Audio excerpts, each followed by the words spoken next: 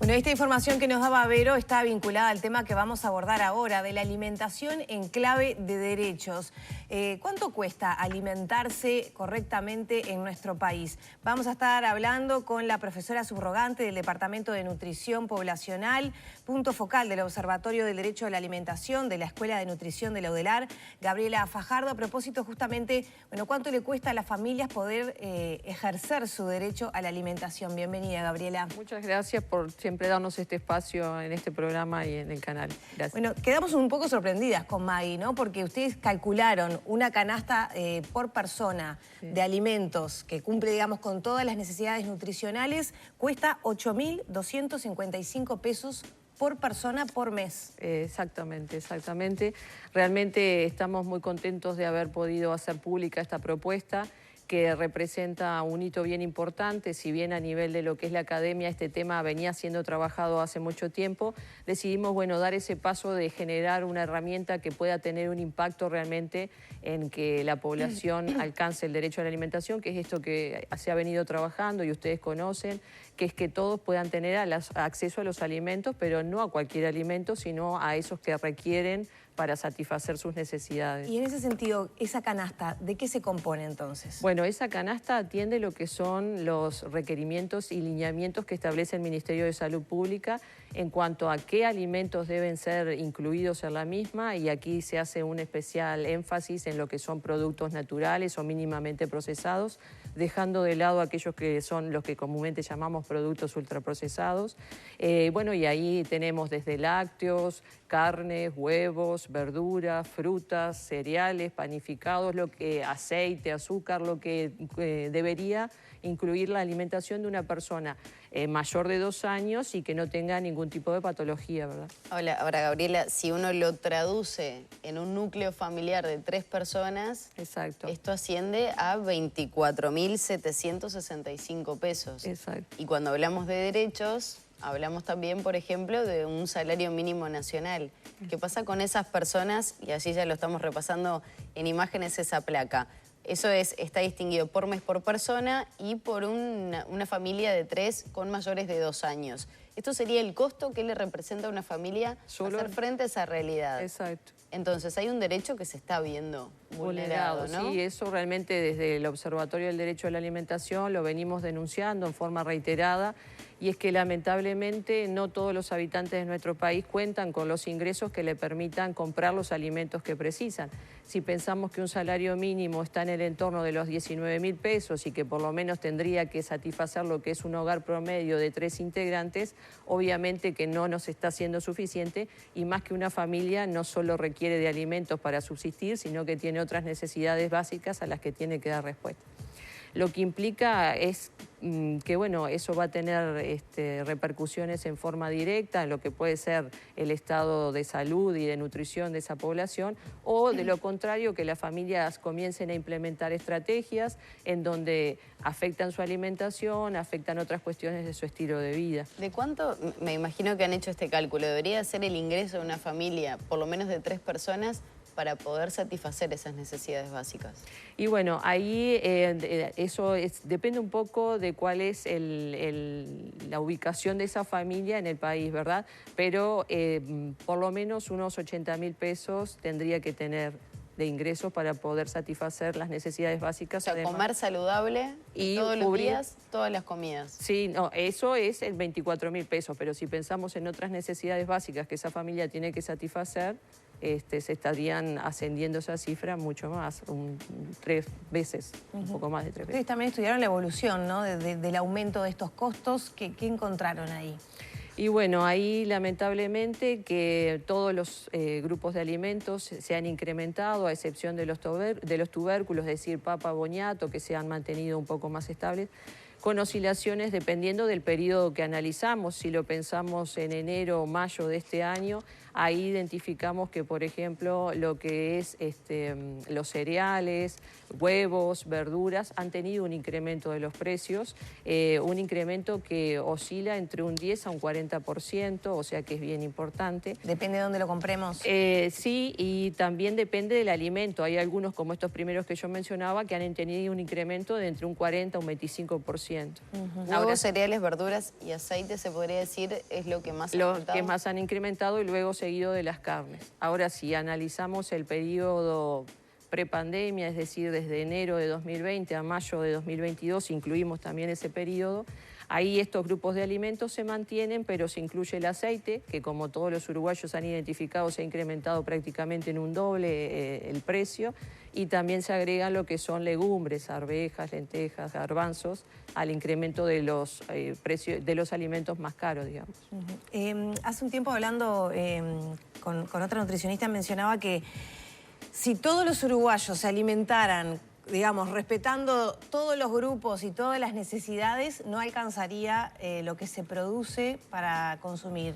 Más allá de los precios, de las dificultades que eso representa en el ejercicio de ese derecho a la alimentación, ¿hay una estrategia para satisfacer que todos los uruguayos se puedan alimentar así?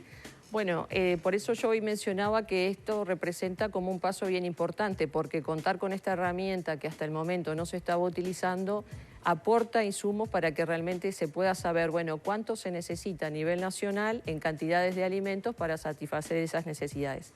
Y bueno, y como todos los abordajes en materia del derecho a la alimentación, esto que tú mencionabas de cómo hacer para que esté disponible, ahí habrá que establecer medidas de importación, exportación de productos, producción a nivel nacional, es decir, en diferentes ramas que determinen que, en definitiva, si todos los uruguayos deciden comer, por ejemplo, la cantidad de pescado que se recomienda o la cantidad de frutas que se recomienda, esté disponible esa cantidad de alimentos en el país. ¿Qué debería tener esa canasta básica?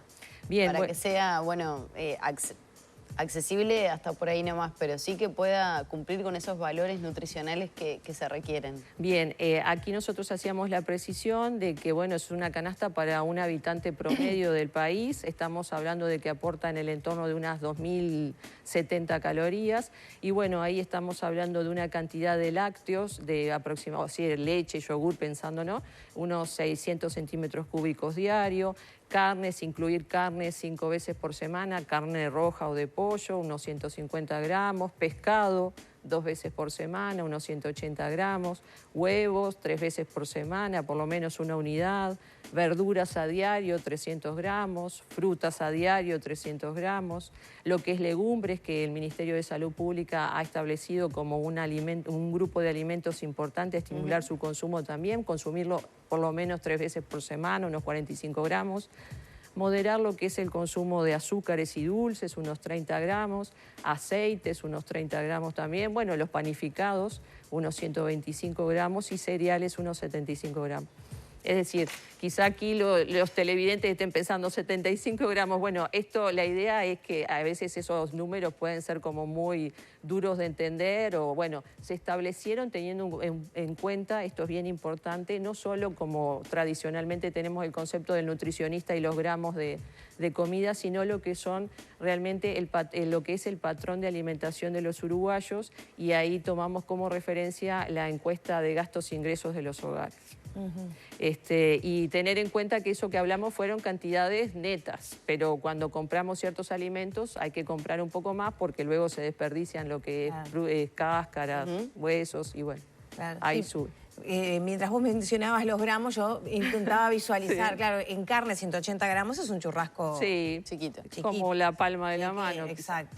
Con eso, digamos que esa necesidad para ese día está cubierta en cuanto a carne. Eso, acuérdense que esta es una herramienta que hablamos a nivel de población. Por supuesto que si yo pienso en un adolescente, esa proporción aumenta. Estas son herramientas que hay que establecer como un punto de corte en una población promedio, porque sería muy difícil. Te come la mano del adolescente si le pones un churrasquito. No, o sea, que esta canasta de 8.255 pesos sería más alta en el caso de un adolescente. Y otra cosa a tener en cuenta, como todos sabemos, que ciertos alimentos requieren cocción. Si a eso le sumamos el costo del combustible, estamos hablando de que se nos va al entorno de los 9.000 pesos en una familia que consuma una garrafa por lo menos por mes. ¿Qué se pretende hacer con esta herramienta? Nos mencionabas del objetivo. Ahora, ¿a qué autoridades se le va a hacer llegar? ¿Cómo se pretende que esta herramienta efectivamente sirva para el diseño de políticas públicas? Bueno, nosotros afortunadamente estamos en contacto con lo que es la comisión del Parlamento vinculada con el derecho a la alimentación, la comisión especial, y bueno, intentaremos allí presentarlo. Siempre desde el observatorio vamos a hacer pública esta información y entonces ahí ya le informo a ustedes y a los televidentes que esta evolución que se va a ir siguiendo mes a mes va a estar disponible en la página canastas.nutrición.edu.uy. Y bueno, siempre desde el observatorio tratamos de hacer llegar la información y de estar disponible para quienes toman las decisiones en materia de alimentación y nutrición, nos convoquen y podamos trabajar en conjunto. Pero bueno, hacer llegar por lo pronto la información y seguir generando insumos que permitan tener datos reales, fehacientes en forma cotidiana, digamos. Ahora, hablando de datos, y esto tal vez excede un poco a las potestades que puede tener, pensando en lo que está ocurriendo a nivel país, ¿qué se constata respecto a esta realidad? ¿Se cumple, no se cumple? ¿Se cumple solo en algunos segmentos? ¿En otros se vive arroz y fideos? Sí. ¿Se termina comiendo en ollas populares?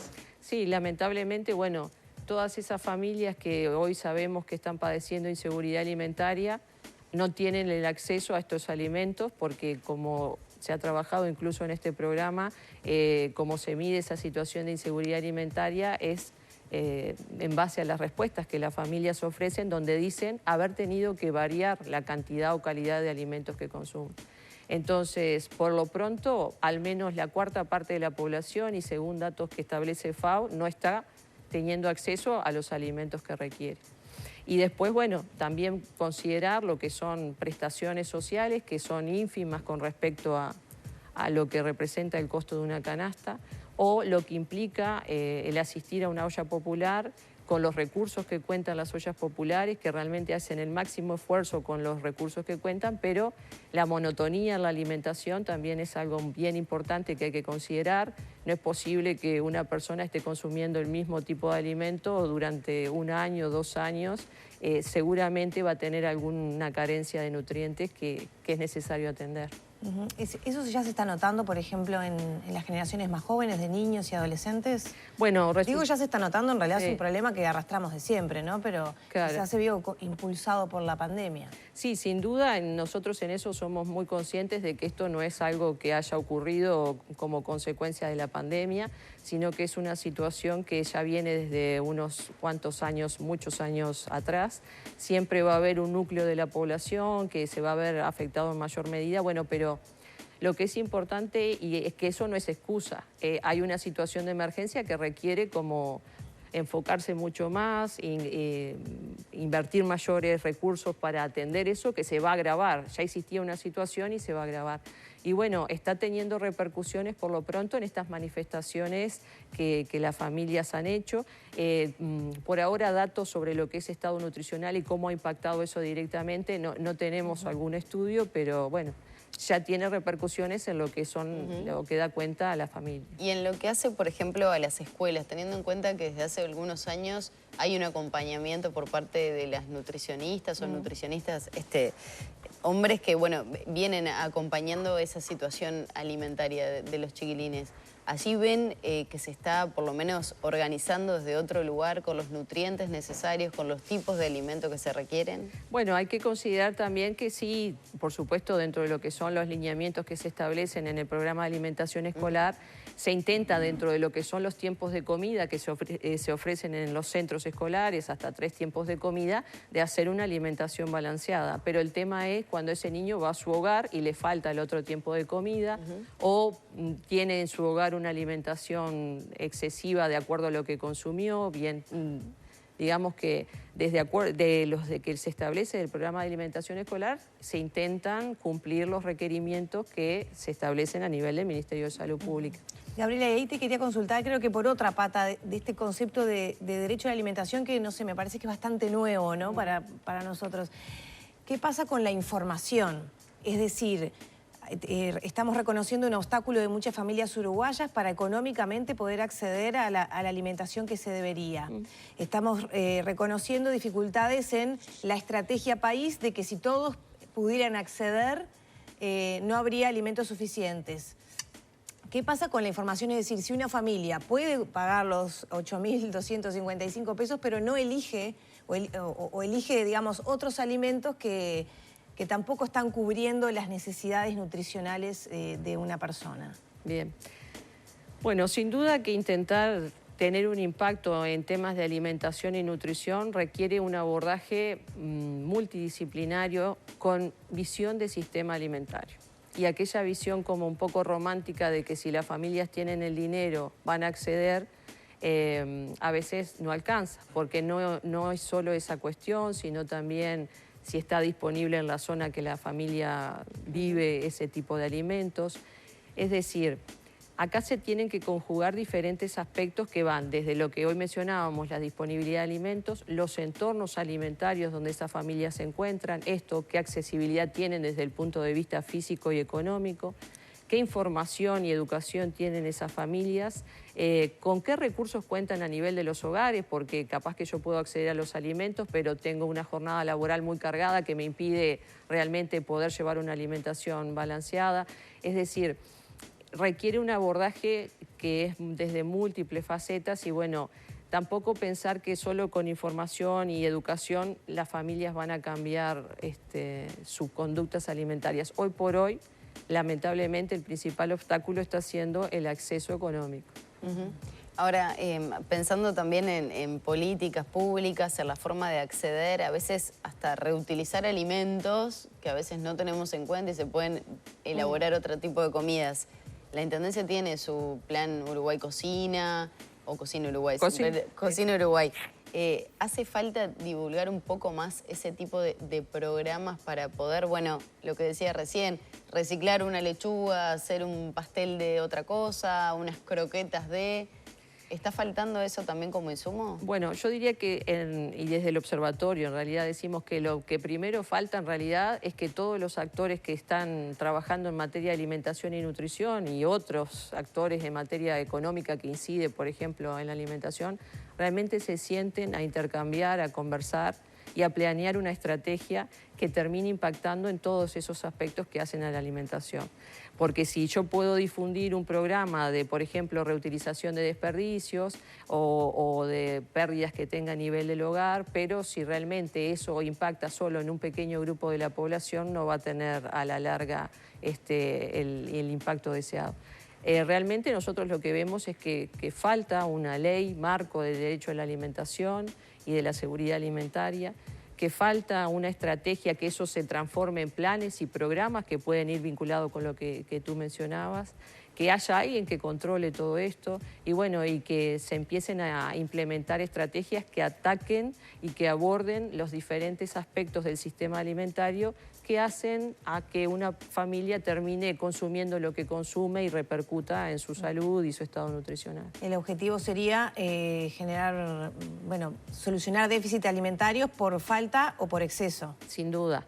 Hoy por hoy ustedes saben que en nuestra población coexisten las dos problemáticas, el déficit y el exceso, incluso hasta en una misma familia y en grupos etarios en los cuales pueden tener consecuencias no solo en el corto plazo, sino en largo plazo. Pensemos un déficit de nutrientes en niños o un exceso también de nutrientes en niños. Eso termina sin duda repercutiendo en lo que va a ser la vida social y productiva de esa persona en la adultez. Gabriela, ¿dónde puede la gente encontrar esta información? Bien, en la página canastas.nutrición.edu.uy, realmente los invitamos a que accedan a la información, si existen dudas o consultas, plantearlos. Y bueno, y reiterar que desde el Observatorio del Derecho a la Alimentación estamos dispuestos siempre a trabajar en forma conjunta y a recibir lo que son, lo que pueden ser interrogantes o dudas de la población o quien lo requiere. Gabriela, una más que me había quedado pendiente. En estos últimos 2 años, sobre todo el periodo que ustedes toman de 2020 a 2022, ¿encontraron algún punto que fue más crítico a nivel de acceso, de precios, de las personas, si si podían ir con lo que tenían de dinero a comprar, a hacer frente a sus alimentos? Y bueno, realmente lo que desde la evolución de la canasta, lo que nosotros hemos identificado que se ha incrementado en forma sostenida. Ahora, en lo inmediato, por ejemplo, los otros trabajos que nosotros hemos realizado en cuanto a ollas populares, bueno, desde el que se decretó la emergencia, ahí hubo unos primeros meses hasta julio donde quizá estas personas que tenían mayores limitaciones desde el punto de vista económico presentaron algunas dificultades en esto de que estas estrategias, o incluso hasta que el gobierno empezó a apoyar algunas estrategias, se empezaron a organizar y a tener un mayor alcance. Pero realmente... O sea, el inicio de la pandemia fue crítico, tal vez por el cierre, por la informalidad, Exacto. por las personas que no podían salir a hacer esas changas, capaz, y Exacto. poder llevar el dinero Sin a sus duda. hogares. Y desde ahí se ha visto también un incremento sostenido de los precios. Algunos se mantienen, otros han tenido fluctuaciones, pero la canasta desde entonces ha ido incrementándose. Y no fue acompañada por los salarios. Y no, realmente ayer en la presentación, que agradecemos la presencia de Gabriela Mordecki, bueno, nos mencionaba que cada vez los salarios van perdiendo más capacidad de cubrir necesidades, así que no, lamentablemente no. Gracias. No. Gabriela, muchas gracias por estos No, minutos. gracias a ustedes.